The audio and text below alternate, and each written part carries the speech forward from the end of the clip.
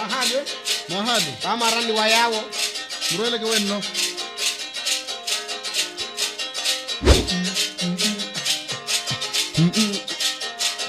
Mama.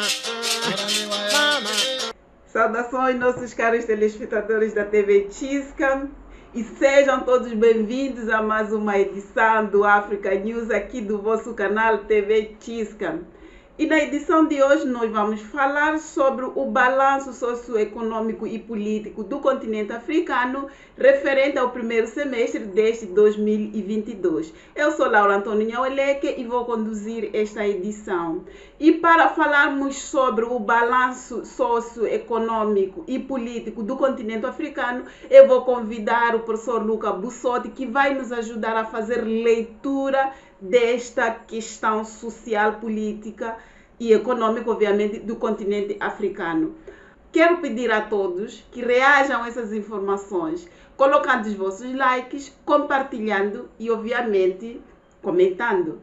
Esperamos por vocês e vamos a isso. Mais uma vez, muito obrigada, professor Luca Bussotti, por estar aqui no nosso canal, TV Chisca. Bom, professor Luca Bussotti, qual é a reflexão que o professor faz relativo ao primeiro semestre de 2022 na questão sociopolítico e econômico do continente africano, professor? Seja bem-vindo. Obrigado, Laura. Saudações a todos os telespectadores da TV Chisca. É assim, eu vou começar pela situação econômica. A situação econômica não é muito boa, porque depois de uma queda do PIB do continente africano em 2020 de 1,6%, segundo o Banco Mundial, 2021 teve um crescimento relativamente modesto, de 3,5%. E ainda por cima, a nível da África subsaariana, os três países maiores, ou seja, com as economias principais, Angola, Nigéria e África do Sul, cresceram menos da média do continente. Depois chegou a crise russo-ucraniana, que trouxe ainda mais desafios à economia africana. E esses desafios já se refletiram negativamente ao longo do primeiro semestre de 2022. Segundo o Banco Africano de Desenvolvimento, o crescimento de 2022 poderá chegar a 4% na hipótese mais otimista, que obviamente não é um grande resultado. E este crescimento de mais ou menos 4% poderá se alastrar mesmo para o ano de 2023. Portanto, isso significa que serão necessários recursos financeiros acrescentados para fazer face a esses desafios. Eu só vou dar dois dados. O Banco Africano de Desenvolvimento já disponibilizou 1,5 mil milhões de dólares que vão se juntar aos 650 mil milhões de dólares do Fundo Monetário Internacional para fazer face a essa situação que, mesmo em termos, digamos, de necessidades básicas, está a ter consequências extremamente graves no continente africano. Obrigada, professor Luca Bussotti. E, de fato, a situação da fome está a preocupar a todos. Por exemplo, a ONU lançou no dia 6 agora o relatório que mostra que pelo menos 702,828 milhões de pessoas foram afetadas pela fome em 2021. Isso é uma situação muito preocupante. E agora, professor Luca, nesta questão de fome, assim como da pandemia acrescida com a crise, tanto da guerra ucraniana, qual é a leitura, qual é o impacto de tudo isto no continente africano, professor Luca? Bom, o impacto é um impacto terrível e estamos mesmo à beira de uma nova crise alimentar global, mas também muito concentrada no continente africano. Eu ainda vou recorrer a alguns dados que basicamente são um reflexo dos dados gerais da ONU, ou seja, só em 2021 em África tivemos mais 30 milhões de pobres. Isso significa mais 30 milhões de pessoas que não têm o que comer diariamente. A isso deve-se associar uma perca de mais de 20 milhões de empregos no setor formal. Portanto, estamos a falar de 20 milhões, mas na realidade a gente sabe que no continente africano cada trabalhador do setor formal pode manter uma família de 5, 6, 7 pessoas. Portanto, as consequências são extremamente graves. Depois, além dessa questão de aumento da pobreza e da fome, temos pelo menos mais duas questões que vão prejudicar a economia africana e os impactos sociais. A primeira questão são as mudanças climáticas. Se calcula que nos últimos anos a África perdeu entre 5 a 15% do seu PIB devido a choque climático. E portanto, isso mais uma vez vai precisar de mais recursos. E para combater os fenômenos climáticos extremos, entre 2020 a 2030 serão necessários quase 130 mil milhões de dólares. Mais uma vez estamos a falar de valores extremamente altos.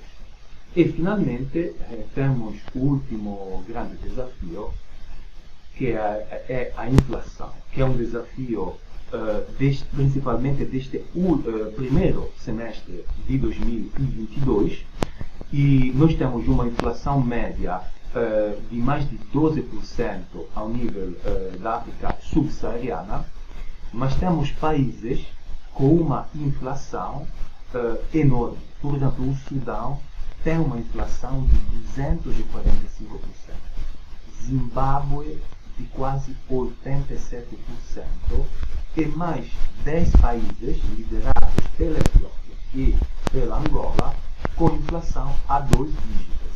Portanto, a situação é extremamente preocupante, mesmo desse ponto de vista, porque há uma evidente erosão do poder de compra do cidadão africano. Bom, professor Luva Bussotti, vou lhe fazer uma outra pergunta, na verdade, uma pergunta em duas. Primeiro, quais são as áreas que foram muito afetadas pela inflação? E depois, na sua leitura, acha que depois desta crise, depois da pandemia, vamos ter esperança do termo também da guerra na Ucrânia, o continente africano pode se erguer, digamos assim, e ultrapassar esses valores da inflação que são assustadores? Bom, vou tentar responder a primeira questão, depois vou pela segunda. É assim, infelizmente, gêneros alimentícios e combustível foram os setores mais afetados em termos de inflação. O preço do petróleo e dos derivados, segundo as previsões do Banco Mundial, vai aumentar cerca de 42% em África ainda ao longo deste ano. E isso já se vê em vários países, se calhar poderemos falar mais logo disto, através de manifestações, de protestos de rua, etc., devido justamente ao aumento do preço do combustível e, consequentemente, dos transportes, basicamente públicos.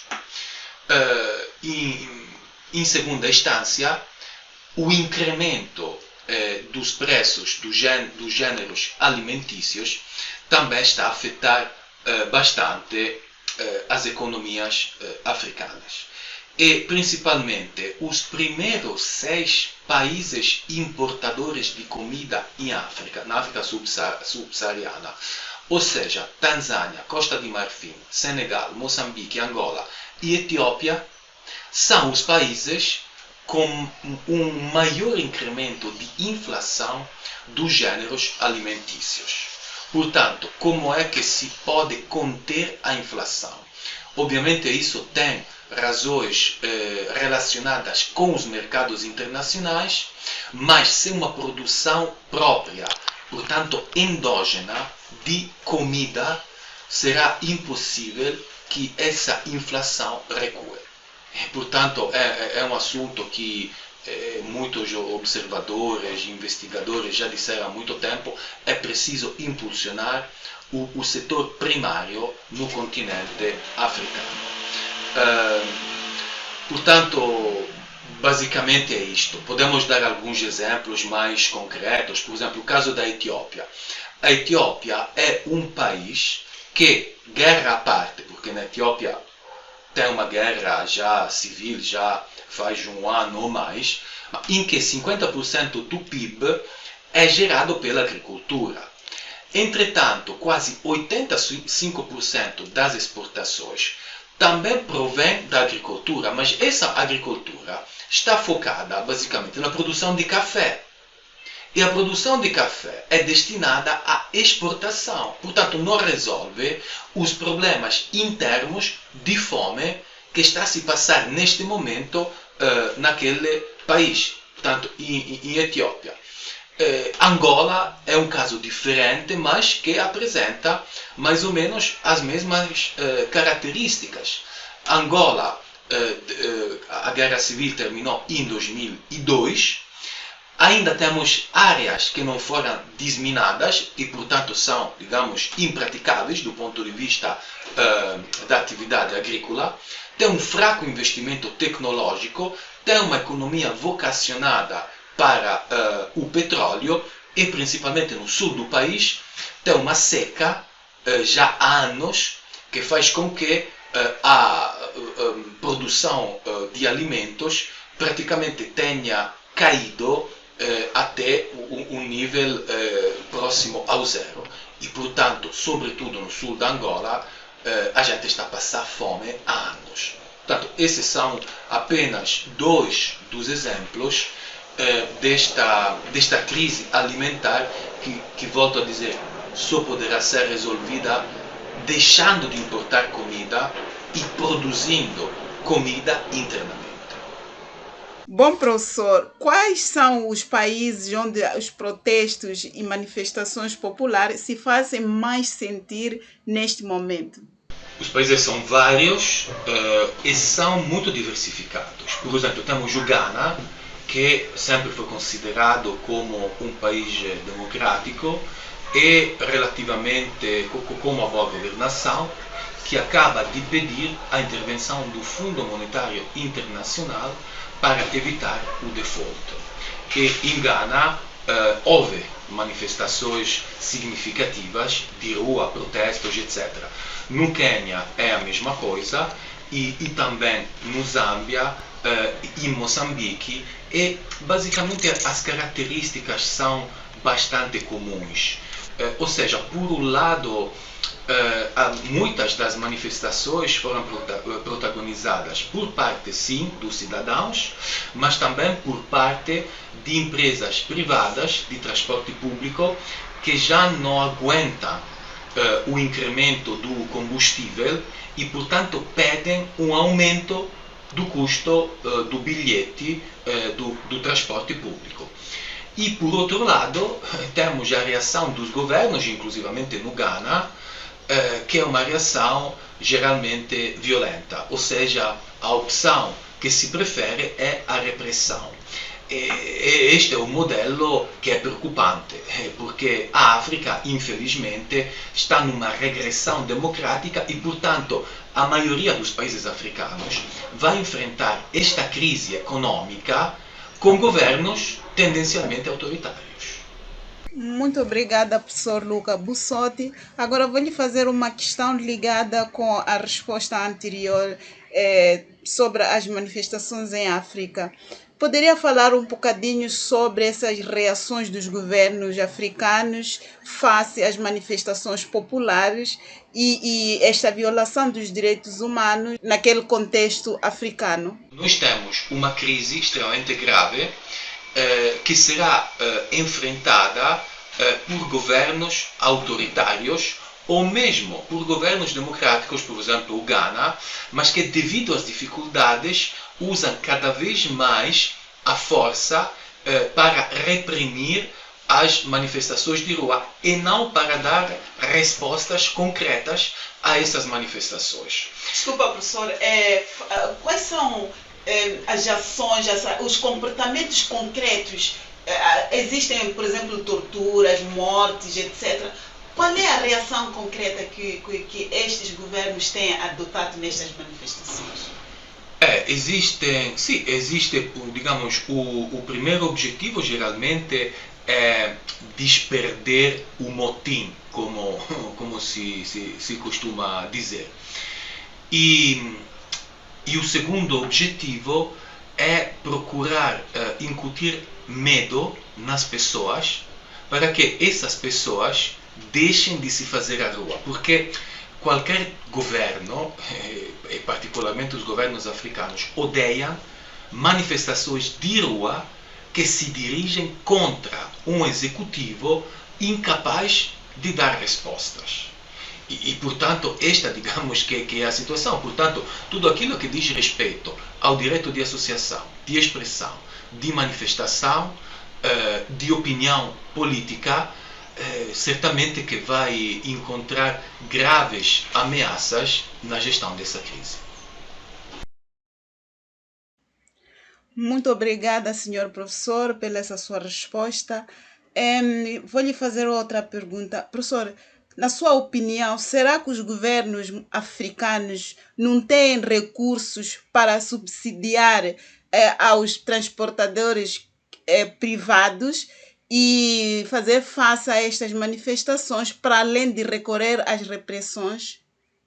O problema é isso, ou seja, os Estados africanos entraram com graves problemas financeiros nesta crise.